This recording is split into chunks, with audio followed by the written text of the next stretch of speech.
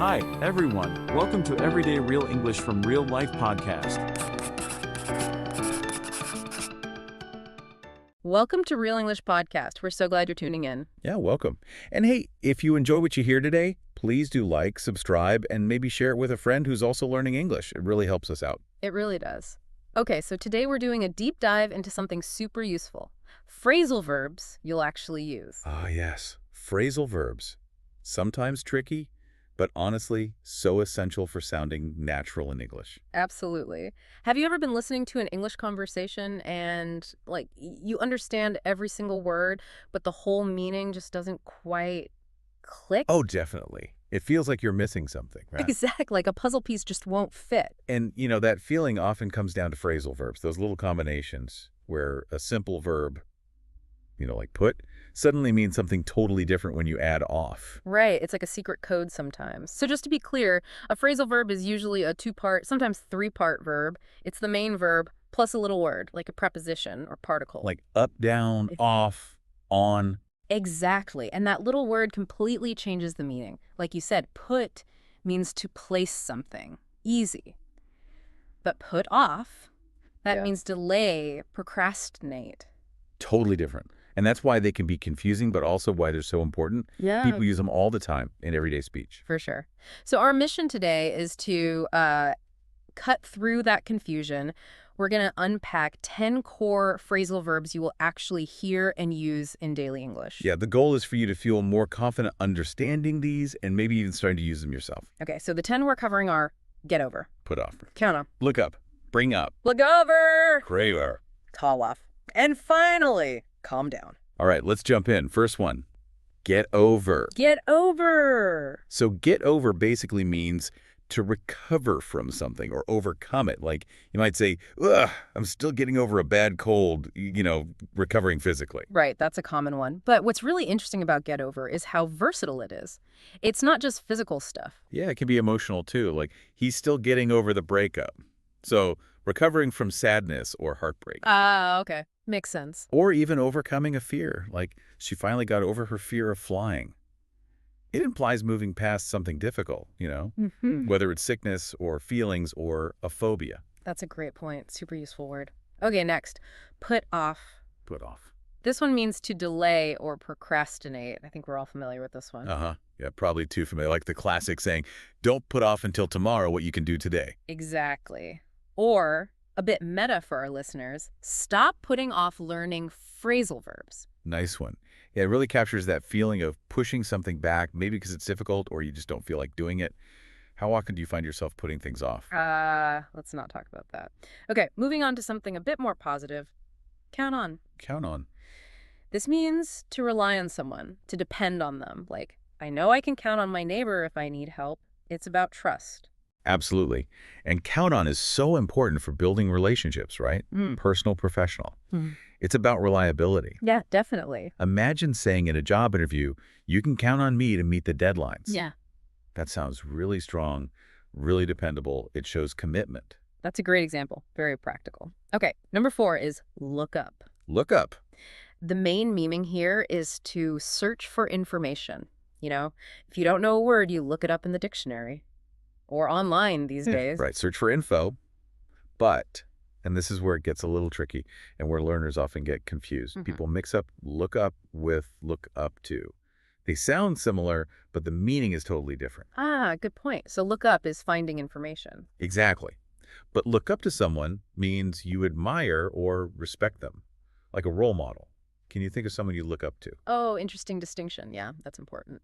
And a quick grammar tip here. Yeah. Look up is often separable. That means you can say, look it up with the it in the middle. Right, like look the word up or look it up. Yeah, but you wouldn't say look up it. That sounds a bit unnatural. Putting the pronoun in the middle is key. Got it. Look it up. Okay, next, give up. Give up. This one can feel a bit heavy. It often means to accept defeat, like to quit or surrender. Yeah, like in the example, she felt like giving up when she saw the score. Right. But it also has another meaning, doesn't it? It does. It can also mean to stop doing or having something. Usually a habit, like he gave up smoking last year. Or she gave up chocolate for Lent. Exactly. So it's either quitting a challenge or quitting a habit. It really depends on the context. Sometimes giving up is seen as negative, but sometimes it's a positive choice for your health or well-being. That's true. It's about deciding when to keep going and when to stop. Okay, number 6. Bring up. Bring up. Now, this one's interesting because it has two very common but very different meanings. Okay, Leonos. Well, first, bring up can mean to introduce a topic into a conversation, especially maybe a sensitive or important topic. Right, like I need to bring something up at the meeting tomorrow. Precisely. And the second meaning, it's to raise a child. Oh, wow. Completely different. Totally. Her grandparents brought her up after her parents passed away. So, raising a child from youth. So context is everything with bring up. Absolutely everything. You need to listen to the whole sentence to know if someone's talking about a meeting topic or, raising kids. Okay, good to know. Let's move to something usually positive. Look forward to. Look forward to. Yes, a nice one. This just means you're anticipating something good, you're excited about something in the future. Like, I'm really looking forward to the weekend. Or, I'm looking forward to seeing you. It expresses that happy anticipation. Yeah, it's a great way to show enthusiasm. And you often use it with an ing verb, right? Looking forward to seeing, looking forward to going. Good point. It's look forward to plus a noun or the gerund, the ing form, not usually the base verb. So looking forward to see you sounds a bit off. Looking forward to seeing you is more natural. Okay, great tip. Number 8. Call off. Call off. This one's pretty simple, thankfully. It just means to cancel something that was planned. Yep. Like they had to call off the picnic because of the rain. Or the match was called off. You hear this one a lot for events. Very common, very practical. It means canceled, not just postponed. Done. Finished. Right. Okay, nearly there. Number 9. Back up. Back up. Another one with a couple of key meanings. Yeah, what are they? Okay, first, back up can mean to support or defend someone. Like, my friends backed me up when I was being criticized. They supported me. Exactly. Stood by you. The second meaning is about computers and data. Oh, right. Yeah. To make a copy. You should always back up your important files. Make a safety copy. So whether it's supporting a person or saving data, it's kind of about support or safety, isn't it? That's a great way to connect them. Yeah, providing support, reinforcement, a safety net, whether for a person or your digital life. Cool. Okay, last one for our main list, calm down. Calm down. This means to relax, basically. Usually after being stressed or angry or maybe too excited. Yeah, like after a big argument, you might say, okay, let's just take a minute to calm down. Or he was really agitated, but he calmed down after a while. It's about moving from a state of high energy or tension to a more relaxed state. Very useful, both for yourself and maybe gently suggesting it to someone else. Carefully. Haha. Yes, timing is key with that one. Okay, so we've looked at these 10 verbs one by one, but like we said, they don't live in isolation, do they? Not at all. They mix together constantly in real conversations. So let's try a little mini scenario. Imagine a friend calls you totally stressed. They say, oh my gosh, my car broke down again. That's another phrasal verb, by the way. Good catch. Yeah. Breakdown for machinery failing. Yep. So they're freaking out another one because they have a flight the next day. What you say? Well, you might start with, whoa, okay, first you need to calm down. Right. Try to get them to relax. And maybe they're also afraid of flying, so you could add, are you ever going to get over this fear if you let things like this upset you so much? Ooh, tough love. And maybe your friend then says, I know. I feel like I should just give up my part-time job to focus on my exams, but I need the money. So you could offer support, maybe say, hey, you can always count on me. I'll back you up. We can look up some student loan options together if you want. Nice. Offering practical help. And the friend might reply, thanks so much. I'm really looking forward to finishing these exams and just getting over all this stress. See?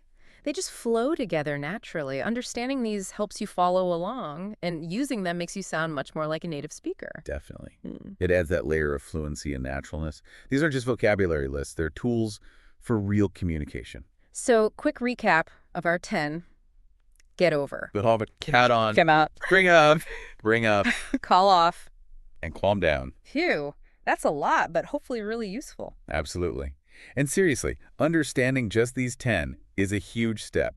Don't feel you need to master them overnight. Good point. And remember, there are resources out there to help you practice. We often mention things like free workbooks or PDF worksheets connected to lessons like these. They usually have more examples and exercises. Yeah, definitely check those out if you want to review and practice more. Practice really is key. Try saying the example sentences out loud. It really helps cement them in your mind. So we'll wrap it up there for today, but here's a little thought to leave you with. Ooh, I like a provocative thought. English is just packed with these phrasal verbs. Now that you're tuned in, you'll start hearing them everywhere, I promise. Oh, you will. It's like your ears suddenly unlock. And when you hear a new one, think about that base verb and think about the little particle up, down, off, in, out. Sometimes you can actually make a pretty good guess at the meaning just by understanding the core verb and the kind of flavor that particle adds. Like, up often means increase or complete something. Down can mean decrease or relax. That's a great tip, connecting it to the bigger picture, seeing those patterns. It can help you decode new ones you encounter. Exactly. So keep listening, keep noticing, and keep practicing. You'll find yourself understanding and speaking English with more depth and confidence every day. Keep up the great work. Thanks for joining us on the Real English Podcast. Yeah, thanks everyone. See you next time. Want to practice these phrases? Download your free PDF guide to review vocabulary, role plays, and quizzes. Find the link in the description and pinned comment, and feel free to share it with friends. Like and subscribe for more English tips.